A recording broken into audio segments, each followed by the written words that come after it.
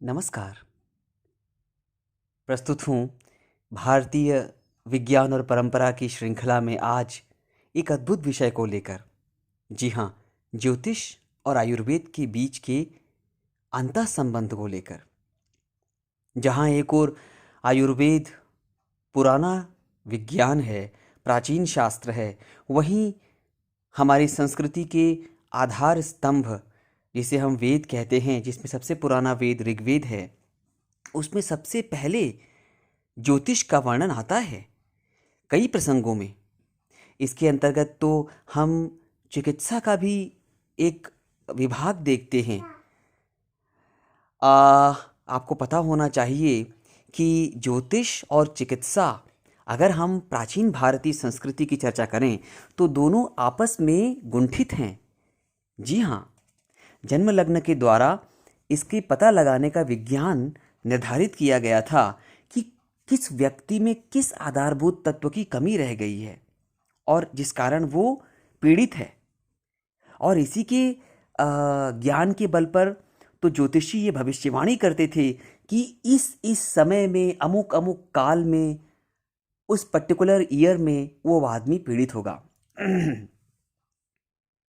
यानी कि प्रत्येक ग्रह कुछ विशेष प्रकार के तत्वों का संचालन करता है, उसको संचालित करता है। जैसे सूर्य जो हैं वो संचालित करते हैं आँखों को, हड्डियों को और श्वसन तंत्र को।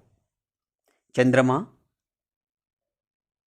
खून को, पानी को और एंडोक्राइन ग्लैंड्स को यानी हार्मोन्स को, और मन। प्रसिद्ध मंत्र भी है, चंद्रमा मनसो जातश्चक्षुः सूर्यो अजायत।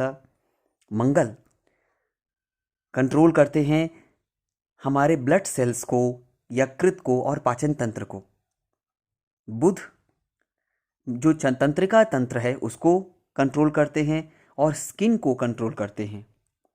बृहस्पति नाड़ी तंत्र को कंट्रोल करते हैं, मेमोरी को कंट्रोल करते हैं और ब्रेन को, यानी कि हमारे जो बुद्धि तत्व है वो कंट्रोल करते हैं। शुक्र कंट्रोल करते हैं हमारा जो कफ है, कफ यानी खांसी नहीं, ये संस्कृत का कफ है, यानी जो कफ वृत्ति है, और जेनाइटल यानी हमारे गुप्त अंग, वीर्य और रज, वीर्य पुरुष में और स्त्री में रज। शनि कंट्रोल करते हैं सेंट्रल नर्वस नाड़ी तंत्र को, केंद्रीय नाड़ी तंत्र को शनि कंट्रोल करते हैं। राहु केतु जो आकाश है हमारे अंदर का, देखिए अंतर आकाश, दो तरह के आकाश की परिकल्पना है, अंतः आकाश और बहिर आकाश।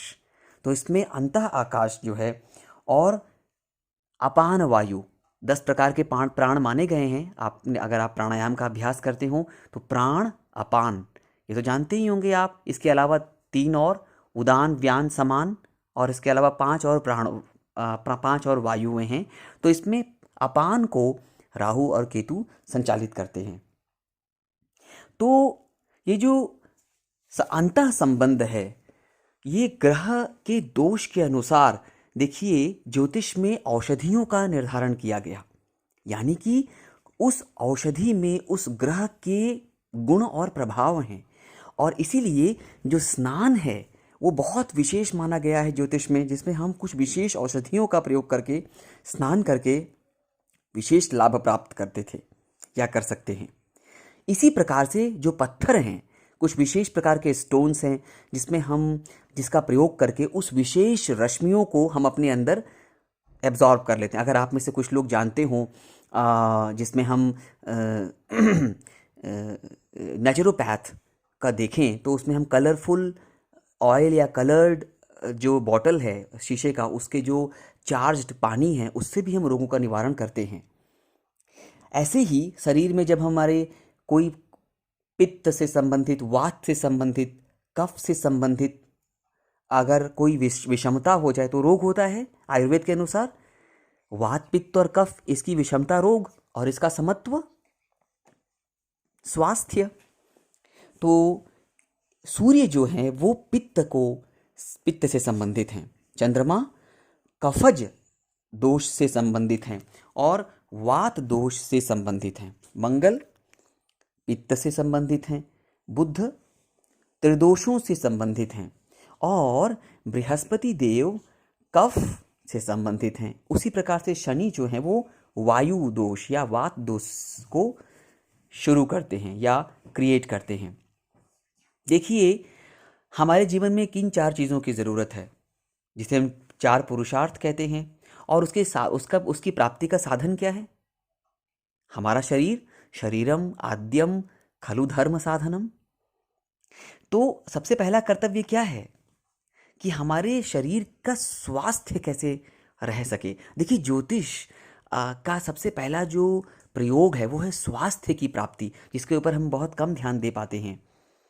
तो कौन कौन सी व्याधि, बिकॉज पूर्व जन्म कृतम पापम पूर्व जन्म कृतम धनम, ये सूत्र भी लागू होता है कि पूर्व जन्म अर्जित कर्म का ही तो शुभाशुभ फल हम भोग रहे हैं, क्योंकि हम पुनर्जन्म में भारतीय संस्कृति का जो आधार श्रृंखला है वो पुनर्जन्म पे तो आधारित है। यही तो विशेषता है भारतीय संस्कृति की या भारतीय धर्म की। तो इस तरह की जो पूरी जानकारी है वो ज्योतिष और उसका प्रयोग होता है आयुर्वेद में। ज्योतिष में जो रोगों की जानकारी है वो कहाँ से होती है?